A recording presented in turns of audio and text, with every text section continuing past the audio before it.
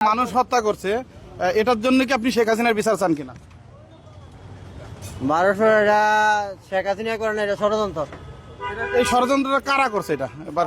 বিভিন্ন দলে বিভিন্ন দলে বিভিন্ন দলের। আচ্ছা, শেখ হাসিনা দেশ চালাইছে, সেই জানে, তার ব্রেন আছে, সেই দেশ চালাইতে পারবো, অন্য কোনো লোক পারবে না। নয় কান্না নয় কান্না। এই যে বলেন ভালো আছি, সামনে কোন দল ক্ষমতা আসলে আমরা আরো ভালো থাকবো? এটা তো অগ্রিম কিছু বলা যাইতেছে না। এই আইডিয়াতে কি বলবো, আগে সরকারের তো ভালো ছিল।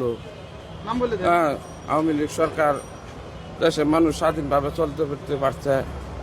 এখন তো এই যে কাঁচামালের যে অর্ধগতি সব মিলায়, মানে এই যে রুট গার্ডের নিয়ন্ত্রণহীন যানবাহন, মানে ট্রাফিক আইনও আগের মতো সচল না, এই সব মিললে খুব কষ্টেই আছে আমরা সাধারণ মানুষ যারা।